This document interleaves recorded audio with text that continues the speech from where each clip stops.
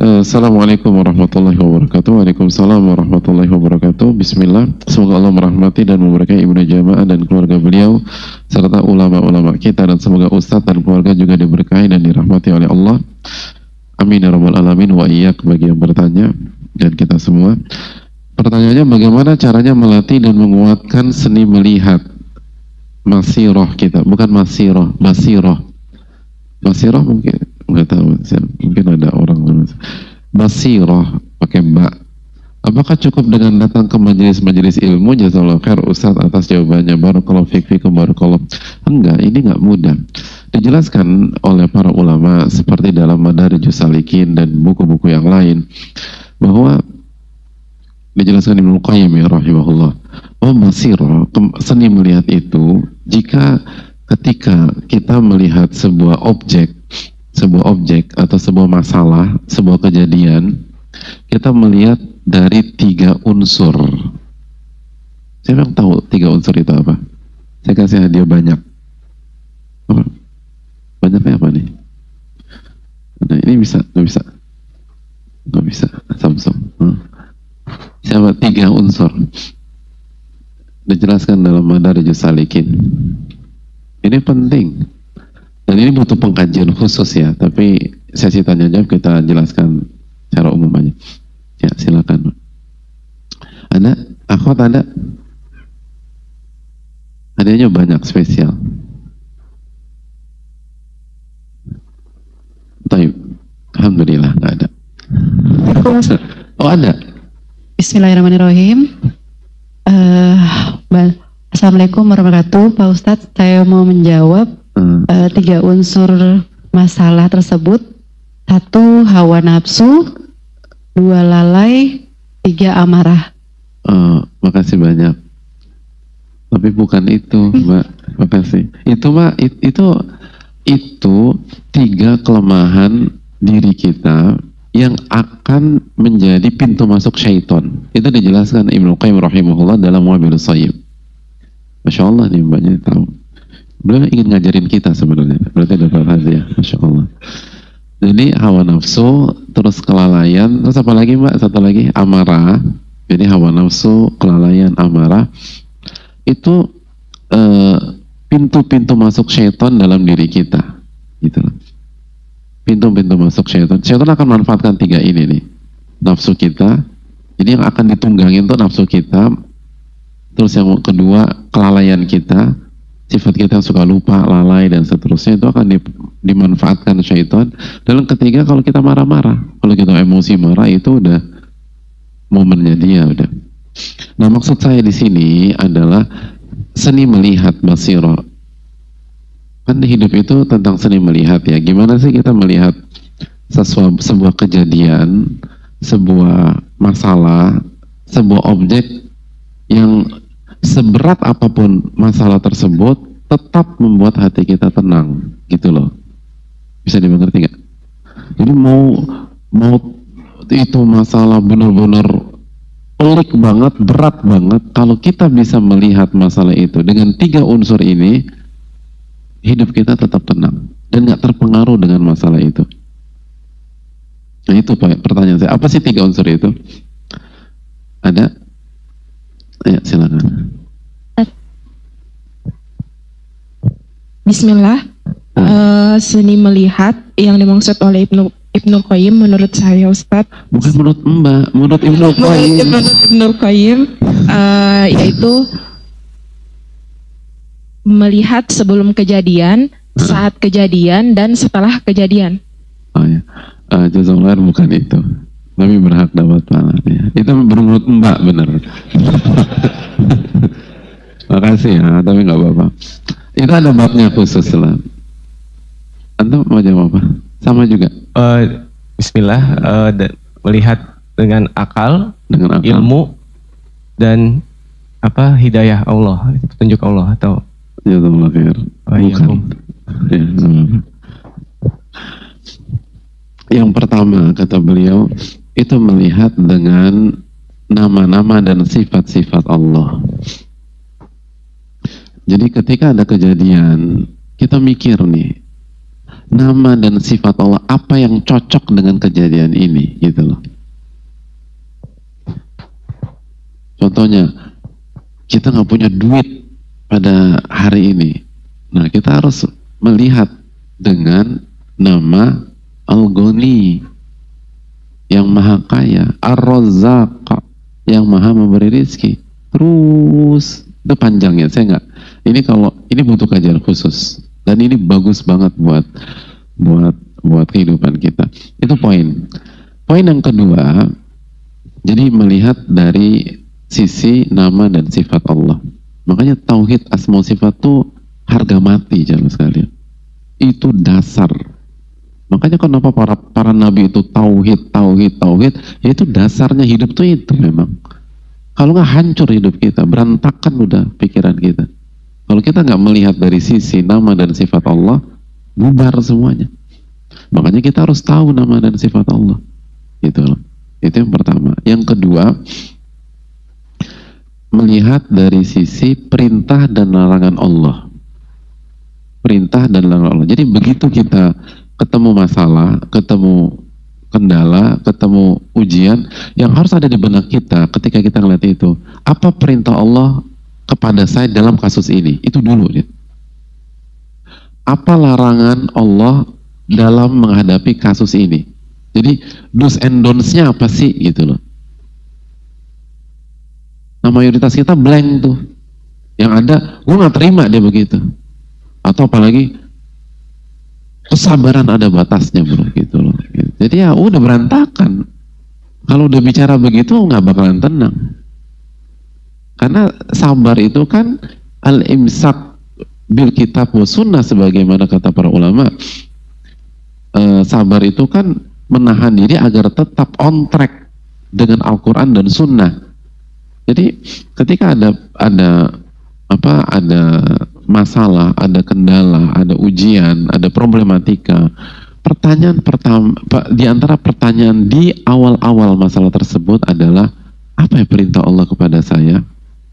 Dan apa larangan Allah terhadap saya? Apa yang gue harus lakukan dan apa yang gue nggak boleh lakukan dalam kasus ini? Itu langsung tuh. Jadi do's and don'ts-nya itu harus clear. Makanya fas'alu ala dzikri in kuntum la ta'lamun, bertanyalah kepada ahli ilmu jika Anda nggak tahu. Itu pentingnya bertanya, itu pentingnya belajar. Gitu. Nah, dan salah satu kesalahan kita ketika ada masalah, ketika ada ujian, yang kita lihat adalah hak kita. Ini kan hak gua, itu kan punya gua, itu warisan gua, bro. Kok dia enak aja ngambil kayak begitu, gitu. Itu tanah gua, dari emak gua, dia caplok, gitu loh. Jadi fokusnya ke hak, makanya kita hancur. Cara seni melihat nggak boleh ngelihat hak, ngelihat kewajiban. Apa do's and don'ts, apa yang harus kita lakukan dan apa yang nggak boleh kita lakukan, itu dulu.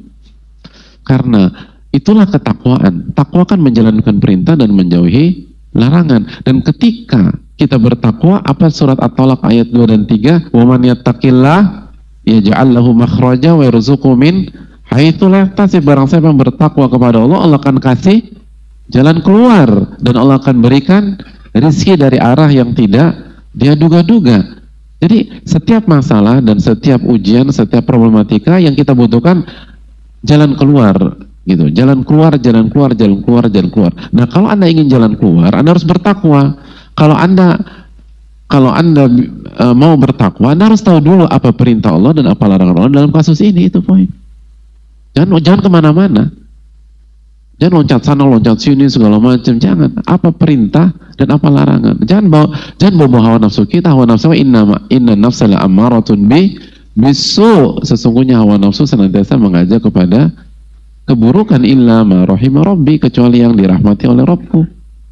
Nah, mayoritas kita tuh yang dia masuk dari pintu emosi, dia masuk dari pintu amarah, dia masuk dari pintu hawa nafsu, dia masuk yang nggak akan selesai itu masalah. Selalu masuk dari apa perintah dan larangan Allah.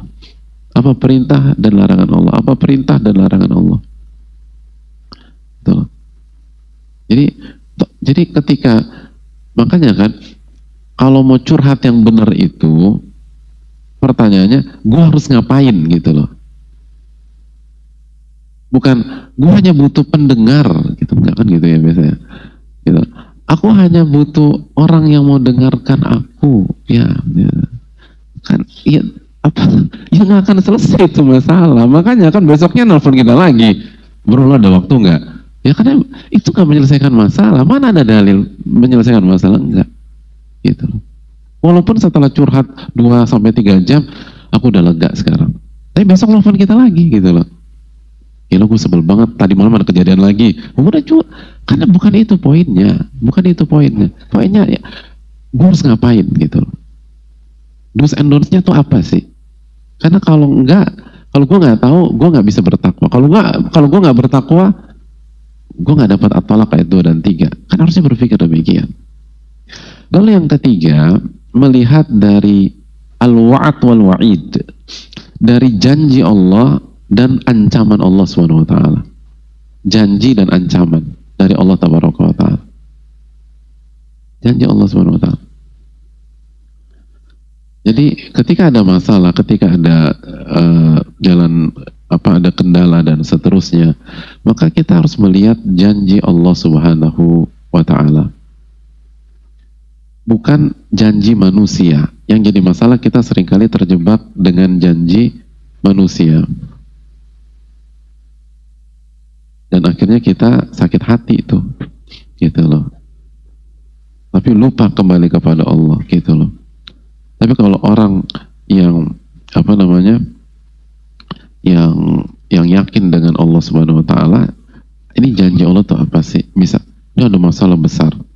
Terus kita ingat deh surat Al-Baqarah 214 misalnya, ala inna nasrallahi qarib. Tenang tuh kita. Terus kita ngelihat, ketahuilah pertolongan Allah itu dekat, gitu. Dekat, pertolongan itu dekat. Itu yang membuat dekat, gitu loh. Gitu loh. Masih ingat nggak? Pernah ingat nggak pertama kali kita naik gunung pertama kali? Nah, terus kita di PHP sama yang expert gitu loh. Gila, gue udah pegel. Masih jauh nggak? Sebentar lagi bro. Wah, semangat lagi, sebentar.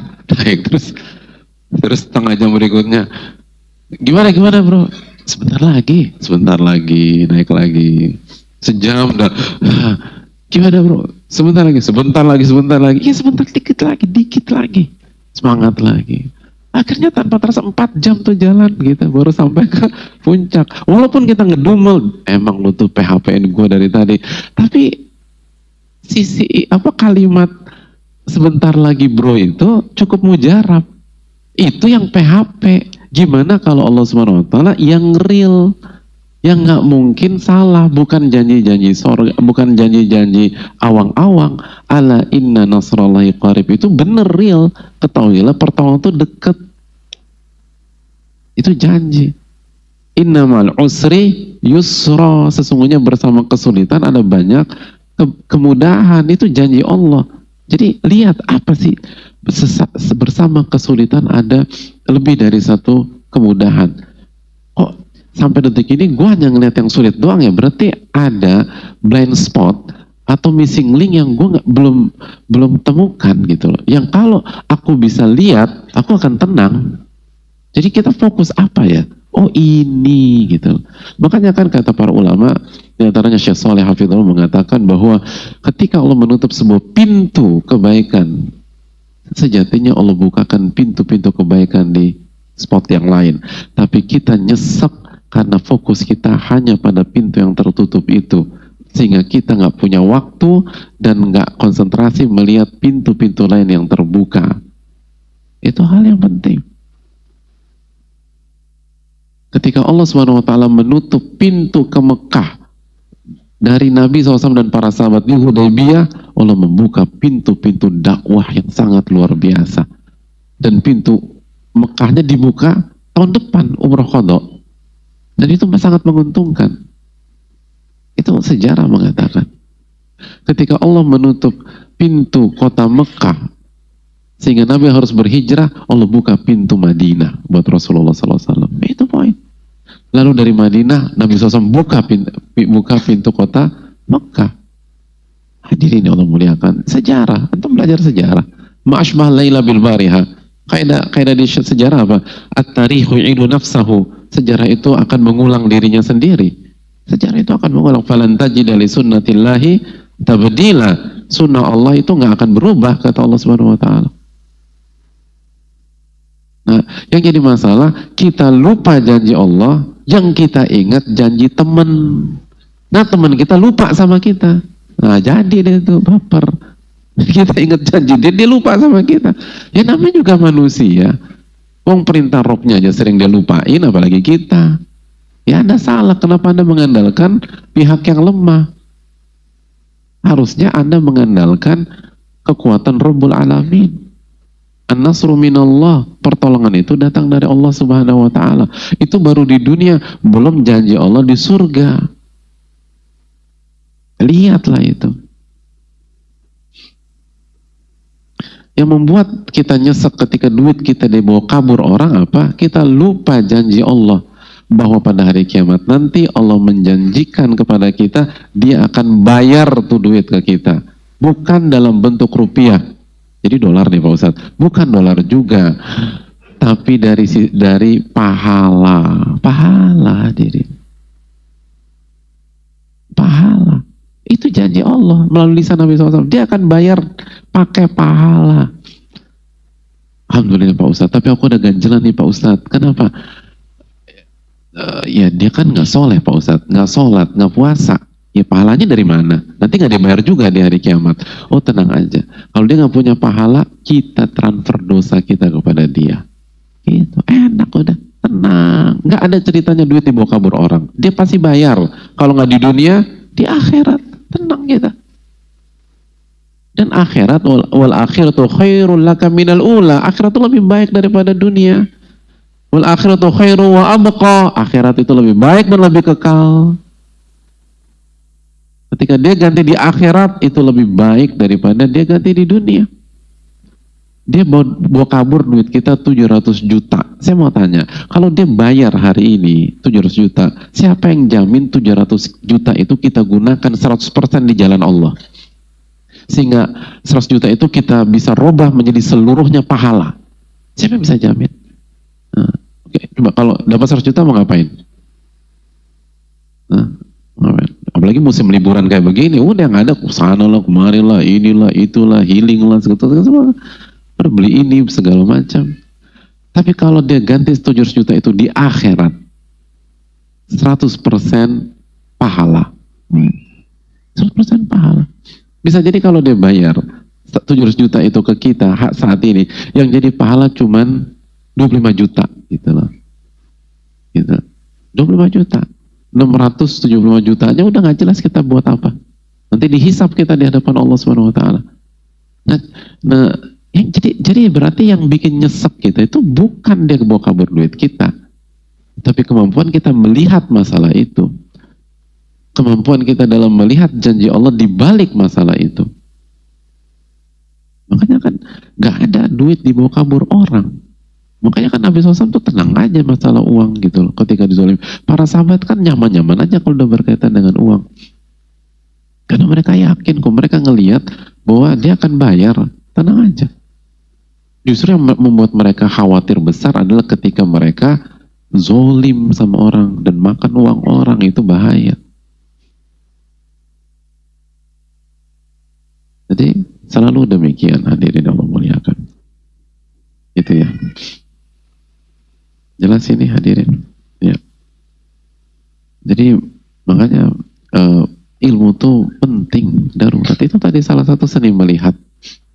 Kita tuh babak belur tuh bukan karena masalah, tapi karena kita nggak bisa ngelihat masalah tersebut dengan benar, dengan sahih.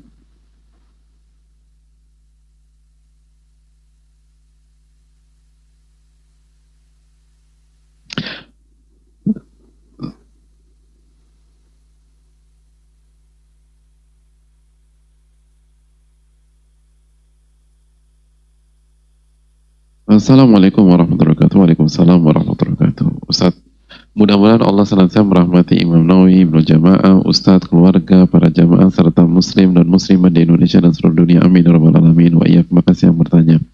Ustadz, bagaimana bentuk bersyukur itu? Jazakallahu khairan. Hadirin Allah muliakan, bersyukur itu kata para ulama yang pertama mengucapkan dengan lisan, mengucapkan alhamdulillah, mengucapkan alhamdulillah, atau tahadduts bin ni'mah. Jadi dengan lisan menyebutkan nikmat Allah Subhanahu wa taala. Wa amma bi ni'mati rabbika fahaddits dalam surat Ad-Duha. Adapun nikmat Rabbmu ceritakan. Tapi hati-hati, ada pembicaraan khusus. Jadi cerita ke diri kita, terus cerita ke orang-orang yang kita percaya gitu loh. Hanya kepada orang yang kita percaya. Terus yang kedua dengan hati. Dengan hati itu kata para ulama, hati ini hati ini meyakini bahwa nikmat itu berasal dari Allah, sehingga semakin cinta kepada Allah. Karena itu tabiat manusia. Manusia itu ketika tahu bahwa si A yang kasih dia ini, dia akan respect sama si A. Si A ngasih lagi, semakin respect. Sampai dia tuh sayang sama si A, karena dikasih terus sama si A. Nah ini Allah kasih kita setiap hari. Kenapa kita nggak jadi cinta kepada Allah? Karena kita tidak sadar dan kita nggak yakin bahwa ini semua dari Allah Tabaraka wa Ta'ala. Seringkali kita baru secara lisan ini dari Allah. Karena kalau benar-benar yakin, seyakin-yakinnya, maka kita akan semakin cinta kepada Allah Tabaraka wa Ta'ala. Itu dengan hati. Yang ketiga dengan perbuatan, yaitu menggunakan nikmat tersebut di jalan Allah, gitu aja. Menggunakan nikmat tersebut di jalan yang Allah ridhoi, di alokasi yang Allah ridhoi, di tempat yang Allah ridhoi. Jadi seperti itu. Wallahu ta'ala bisa. Masih ada waktu? Udah berapa menit lagi? 3 menit lagi. Assalamualaikum warahmatullahi wabarakatuh. Waalaikumsalam warahmatullahi wabarakatuh.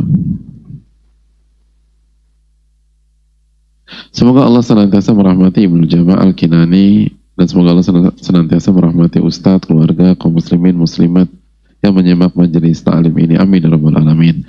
Ustadz, bagaimana? Wa iyak ya, begitu juga yang bertanya. Wa iyakum. Ustadz, belakangan ini saya sering mikir keras, pekerjaan atau usaha apa kira-kira yang bisa membuat saya kaya. Saya ingin umrah Ustadz, umrah bersama keluarga, ingin membantu kerabat yang susah. Mohon nasihatnya Ustadz dengan ambisi saya ini. Jazakallahu khair Ustadz. Allahumma barik fikum barakallah. Ya, terima kasih atas pertanyaannya.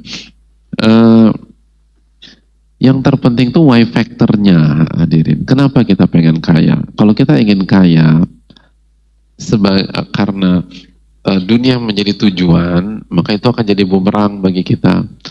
Tapi kalau kita ingin kaya sebagai sarana akhirat, agar kita bisa melakukan ibadah-ibadah yang berkaitan dengan harta, mulai dari zakat. Jadi rukun Islam yang ketiga dulu, zakat dulu. Saya tuh pengen zakat, terus saya udah bingung, masa saya dikasih terus nih Pak Ustadz, saya pengen ngasih. Ya Anda harus jadi muzaki ya, Anda harus punya penghasilan dan pemasukan dan harta yang masuk nisab dan berumur 1 tahun, haul gitu loh. Atau misalnya saya pengen haji, jadi jangan hanya umroh, haji dong hadirin. Umroh bagus maksudnya, tapi kan kalau haji full package, apalagi hajinya tamato atau kiron, udah haji umroh juga. Jadi pengen haji gitu, baru umroh, infak, sedekah gitu, pengen bangun masjid, pengen bangun pondok atau panti asuhan segala macam. Itu bagus hadirin. Jadi why factornya itu akhirat. Hanya saja Allah akan uji klaim kita tersebut. Ahasiban nas an yutraku an yaqulu amanna wa hum la yuftanun. Dalam surat Al-Ankabut ayat 2, apakah manusia berpikir mereka akan dibiarkan begitu saja mengucapkan kami beriman dan mereka nggak diuji oleh Allah? Allah akan uji. Dan nggak mudah loh, punya banyak uang itu nggak mudah.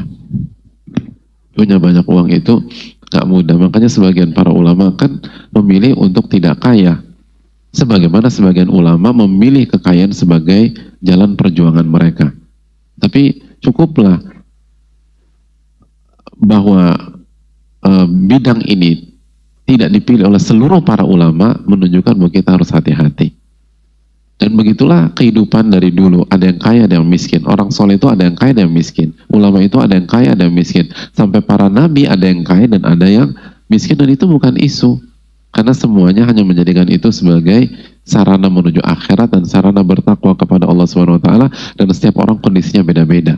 Ada orang yang kalau diuji dengan kekayaan dia akan hancur. Ada orang kalau diuji kekayaan nggak ada masalah sama sekali. Gitu loh. Bahkan sebagian ulama mengatakan ada orang kalau dia akan hancur kalau diuji dengan kemiskinan. Hati orang tuh beda-beda.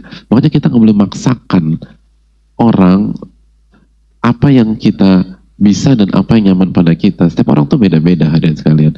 Tapi ajak orang lain itu memilih hal yang paling membuat dia bertakwa kepada Allah. Gitu loh. Ada orang bertakwa kalau dia dikasih kekayaan. Ada orang kalau dikasih kekayaan dia lupa sama Allah SWT. Gitu. Jadi itu yang perlu kita tanamkan bersama-sama. Tapi juga jangan pakai ilmu menerawang. Antum jangan kaya deh. Muka antum kayaknya berat jadi orang kaya. Gitu. Kelihatan deh. Dari hidung, dari muka. Apa hubungannya hidung sama muka, hadirin? Gak bisa begitu juga lah. Tapi mungkin dari track record. Kita sebagai orang tua, kita jadi guru, atau kita dari teman dekatnya. Kita tahu nih anak nih, kalau nggak ada duit dekat sama Allah. Kalau dia ada duit dikit, lupa deh sama Allah SWT. Misalnya. Itu poin. Dan berjuang, insya Allah kalau kita jujur, intas dukila yasduka. Jika Anda jujur, Allah akan wujudkan cita-cita Anda. Kalau Anda jujur, Allah akan wujudkan cita-cita Anda. Dan cita-cita itu yang tinggi, hadirin. Innallaha yuhibbu ma'aliyal umur. Nabi SAW bersabda, Allah itu mencintai hal-hal yang besar. Tapi harus jujur, dan kita harus bersiap. Dan kita harus siap dengan konsekuensi. Harus siap dengan konsekuensi. Sebagaimana yang kita bahas. Kalau kita ingin itu, konsekuensinya adalah kita harus gunakan itu di jalan Allah Tabaraka wa Ta'ala. Saya rasa cukup sampai di sini. Jazakallahu khairan. Semoga Allah memberikan taufik kepada kita, dan semoga Allah memberikan ilmu nafi dan mengampuni dosa dan kekhilafan kita. Rabbana taqabbal minna subhanaka wa la ilaha illa anta astaghfiruka wa atubu ilaik. Assalamualaikum warahmatullahi wabarakatuh.